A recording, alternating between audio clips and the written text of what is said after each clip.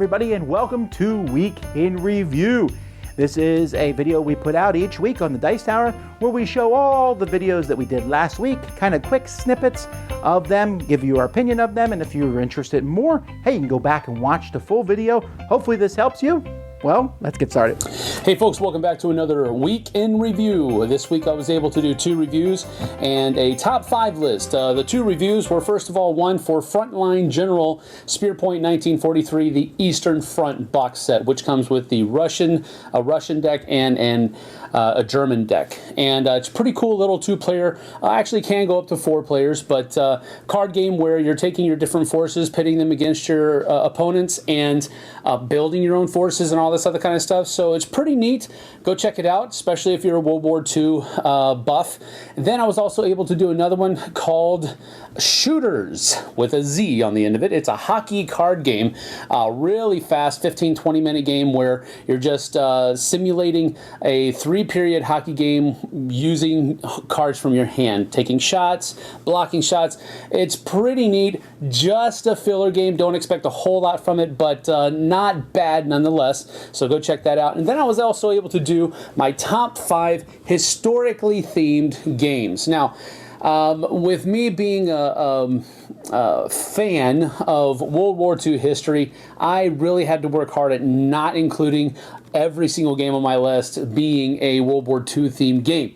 But there's one that kind of crept in there. It's kind of a spoiler maybe, but anyway, I thought it was a fun list. Maybe you will too. Go check it out. That is my top 5 historically themed games. So that is it from me.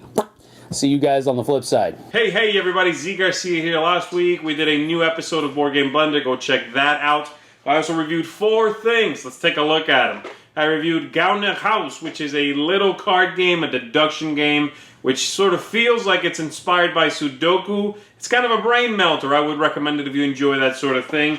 I also reviewed a trick-taking card game called Take the A Chord, which I thought was very, very smart, very clever game. It does some interesting new things in trick-taking without adding a ton of complexity, which I always appreciate. And then I reviewed 2 expansions for Neuroshima Hex, 3rd edition. This is the Mephisto and the Dancer expansions. Both are very good. I especially like the Dancer expansion, but really both of these are very innovative and different and stand out from the usual armies you'll see in this. So that's it for me. I will see you next time. Hello, Tacos here. Yeah, it's been a while since I did a week in review, but now I'm back, okay? So, this week I checked out Blood Rage from Agricola, and this is a solid game, and sadly the video has some problems with focus on the camera, so yeah, sorry about that, but at least I get my message out. It's an awesome game, so if you like air control and Vikings, you have everything you need in this box here.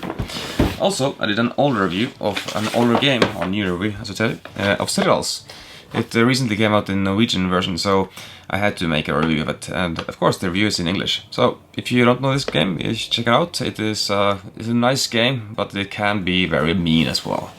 So those are the 2 games I did last week, but I also did some reviews previously. One of them is Freedom and Freeze's Friday. It's a solitary game with a deck building mechanism. It's a really good game, and check it out. You can't see it on the previous week, but you can check it out on my website as well. Also on my website I did Kill the King. It's an abstract 2-player game, very new game, and yeah, the one is attacking the other one in a stronghold. Well, those are the games I checked out this week, and a while back, and hopefully I'll be back now for more action. Okay, see ya! Alright, well first we'll start with the 12 Days of Christmas. Christmas is not too far away, but this game is so far from Christmas. It is a ladder climbing game where you're trying to get rid of all the cards in your hand. It has beautiful artwork, but the game itself is kind of boring. It has a scoring system I really don't like, and so this one is unfortunately a pass for me despite how nice it looks, and I do like the theme. Jenga XL. Now I'm not a hater on Jenga, and Jenga XL looked pretty good. I do like the fact that it has big cardboard things, but you know what? It's impossible to store. You have to take it apart every time you play it or find a big closet to put everything in, and because of that, I can't recommend it. Pop the Pig. Well, maybe this game teaches us the dangers of eating too many hamburgers. It's a funny toy, and maybe I could see using it as a start game device, and kids do get a kick out of it, but it's just not really for me. Ta-da! Now, this is not a game that I would probably want to play with my gaming group, but my family loves the game. They're having a really great time with it, rolling dice as fast as you can, trying to get different combinations while doing silly things. Again, I look at it and go, well, I don't know, but my kids had a great time with it. Ker-Plunk, yes, that's right. We at the Dice Tower are trying to go back and cover as many games as we can to have our library complete of reviews. Ker-Plunk has been around for 50 plus years, and you know what? Not a half bad game with pick up sticks and marbles. Mr. Lister's Quiz Shootout. This is a game in which players are going to be guessing kind of off a top 10 list of things where I'll say, you know, what are the top 10 popular items at McDonald's, and people are guessing back and forth, and you are trying to get more correct than the other team. If you do, then if you get the same number, then you answer a tie-breaking question. It's really good selection of questions in the game, actually. A fun party game. Agricola Family Edition. This is from Mayfair. This is very different, actually, than, well, I shouldn't say very, but it's like a very, very slimmed down, straightforward Agricola game. So if you like Agricola, but you don't want to deal with all the different cards and everything, and you just want to have a farm of cows and pigs and sheep and, you know, grow some grain, and that's it, getting rid of everything else. I mean, this is even more simplified than the family Agricola edition that's in Agricola. But I think this is it's good, high quality, and I think it's a good gateway style game for people to get into the hobby. AssassinCon. This is an incredibly fun game. I wish the components were better, but the game, it's so fun as you are an assassin and you're moving around a convention and you're playing a game trying to assassinate other people. So you are chasing one person and someone else is chasing you, and you want to assassinate the person before they figure out who you are. And it's kind of a hidden movement game, and you're trying to be coy in how you chase other people, but you are chasing them. Very, very fun. Speechless. This is game number 4 in the Dice Tower's Essential line.